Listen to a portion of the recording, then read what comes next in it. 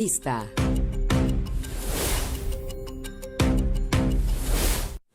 Mi querido Manuel Hernández Borboya, periodista de investigación, reportero de RT, ¿cómo andas? Hola, ¿qué tal, Jesús? Un buen día para ti y para todo el auditorio. Oye, Manolo, pues de entrada preguntarte, ¿dónde ubicarse en un escenario como el que estamos viviendo ya desde hace varias semanas? En donde hay un grupo de medios que nadie puede negar tienen una agenda, que lo han manifestado abiertamente incluso los dueños de los mismos o los financiaristas de los mismos, y por el otro el presidente que aparece y da cifras en torno al salario de uno de los principales, no sé si llamarlos rostros, pero al menos sí símbolos de ese tipo de medios de comunicación. ¿En dónde se ubica? ¿Dónde te ubicarías? ¿Cuál es la lectura que tú haces de este escenario?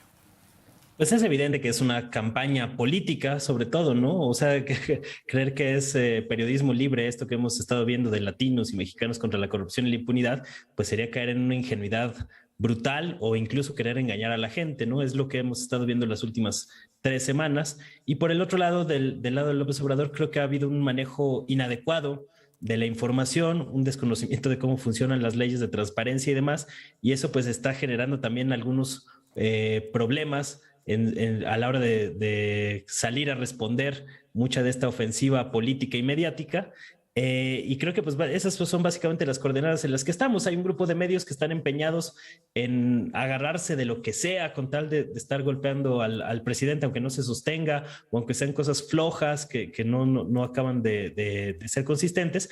Pero el problema es que luego también López Obrador responde en los mismos términos, ¿no? Con falta de consistencia. Por ejemplo, en las cifras que presenta sobre el salario de Loret, habla de que en 2021 habría recibido alrededor de 11 millones de pesos por parte de Televisa, pero ni siquiera el presidente está seguro de esta información que dijo en su momento el viernes pasado iba a mandar verificar ante el SAT, ¿no? Y ahorita pues estamos en la polémica de que si es válido o no que el presidente mande verificar esta información o le pregunte al INAI si puede o no revelar los datos personales cuando ya lo hizo, ¿no? Entonces creo que fue una mala estrategia de López Obrador de responder en estos términos, pero definitivamente pues hay una campaña muy fuerte orquestada por los grupos beneficiarios y defensores de la oligarquía neoliberal que se rehúsan a perder sus privilegios que han obtenido durante muchos años a través de mecanismos realmente abusivos. Y con este asunto de todos somos Loret, como dijo Felipe Calderón, entre otros muchos otros, pues evidencian que sí, efectivamente todos ellos son Loret. A ese punto iba también, mi querido Manuel. Este tipo de ejercicios como este Space, en donde aparecieron Lili Téllez, Margarita Zavala, posteriormente Felipe Calderón, vemos al político, a los políticos, a las políticas subirse a este carro, como evidencia también esta falta de empatía con un problema real que hay en un medio como es el del periodismo, en donde están matando periodistas, en donde las condiciones laborales muchas veces no son las adecuadas. Me parece brutal y me parece muy preocupante, ¿no? Ahora resulta que hasta personajes como Felipe Calderón, que fueron particularmente opresivos contra periodistas y demás, el caso de Jesús Lemos pues es emblemático de esta situación. El caso de Anabel Hernández también fue perseguida por García Luna y compañía, caso de Carmen Aristegui, ahora son paladines de la libertad de expresión. Es impresionante y con qué cinismo, con qué desvergüenza estos grupos están utilizando el muy lamentable y condenable asesinato contra colegas periodistas para hacer política y para seguir con su agenda de restauración de la oligarquía neoliberal, ¿no? Cuando llevan años asesinando a los periodistas, no los hemos visto ahí en las calles y en las marchas, a muchos de estos personajes, pero basta que les toquen a uno de los suyos en estas élites derrotadas de la oligarquía para que ahí sí brinquen, armen sus grupitos en Twitter y lo celebren como si hubieran ganado las elecciones. Eso también a mí me llama un poco la atención porque pareciera que la derecha mexicana está tan desarticulada y tan necesitada de liderazgos que han celebrado con bombo y platillo haber reunido 60,000 personas en redes como si hubieran ganado una elección presidencial. Eso también es de llamar la atención. Oye, Manuel, en este punto eso iba.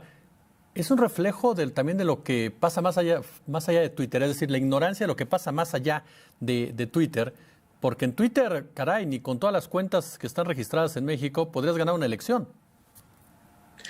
Sí, aunque también hay que verlo con cautela, ¿no? Porque vemos que si bien es cierto que lo que sucede en las redes no es un reflejo tal cual de lo que ocurre en las calles o de lo que se siente en las calles, sí hay alguna resonancia.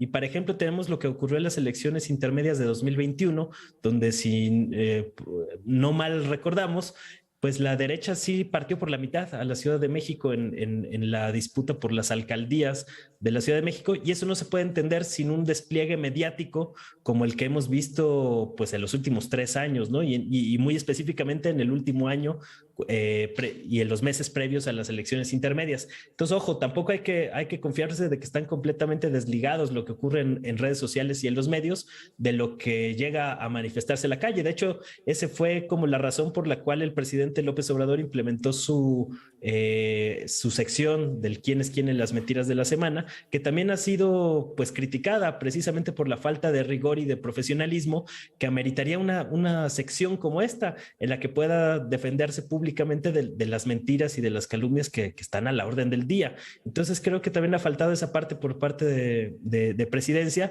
mayor rigor en el uso de la información, porque a final de cuentas cuando das pie a malas interpretaciones o malos entendidos en la construcción de los mensajes, pues generas un terreno fértil para que siga el golpeteo político, y es lo que hemos visto en las últimas 3 semanas. Ya ahorita a estas alturas nadie se acuerda de la casa de los hijos de López Obrador o donde rentó durante un año el hijo mayor del presidente, pero siguen buscando y siguen tratando de mantener viva esa narrativa, aunque no se sostenga. Y aquí se aplica mucho lo que dice López Obrador todo el tiempo, ¿no? Aquello de que la calumnia cuando no mancha tizna. Y esa es la estrategia que están siguiendo ahorita, pues, estos grupos del conservadurismo y de la derecha mexicana. Oye, mi querido Manuel, sobre el tema, ya lo mencionabas en parte, de dar a conocer estas cifras, más allá de que sea Loret de Mola, quitemos a Loret de Mola de la ecuación. ¿Cuál es tu lectura de dar a conocer esas cifras? Me parece que fue indebida la manera en que López Obrador dio a conocer esto. Recordemos en qué términos se dieron o se difundieron estas cifras. Él reconoció que le habían llegado documentos o que le había llegado un informe de los gastos de López Obrador, de los ingresos de Carlos Loret de Mola, y los dio a conocer así, sin previa verificación ante el SAT, sin tener como la certeza, o al menos que los mexicanos pudiéramos tener la certeza de que efectivamente era información auténtica, ¿no? Incluso los periodistas, pues serios, pues estábamos en un dilema de cómo publicar esos datos si no tenían un sostén o un aval que nos permite de que eran datos genuinos.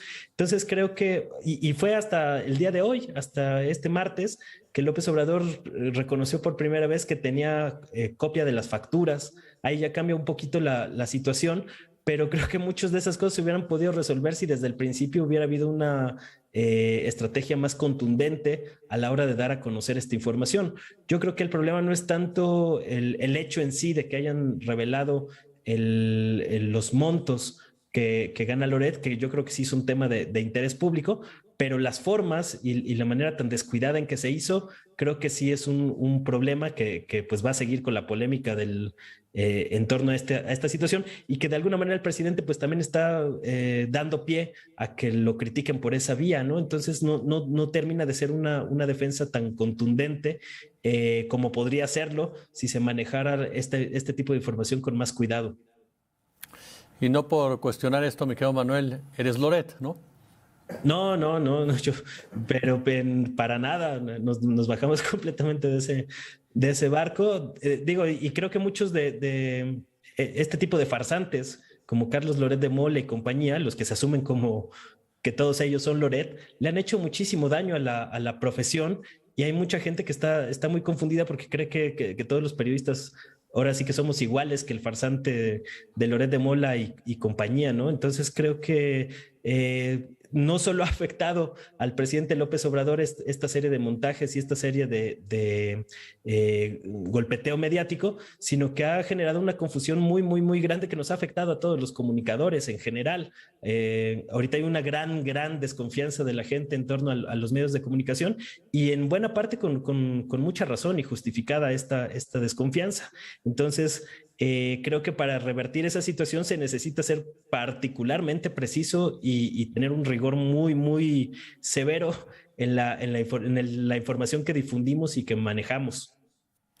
Mi querido Manuel Hernández Borbolla, periodista de investigación de RT, yo como siempre te agradezco tu generosidad con la octava. No, al contrario, muchas gracias a ti, Jesús, por la invitación y por aquí andamos. Fuerte abrazo, mi querido Manuel. Oiga, vamos a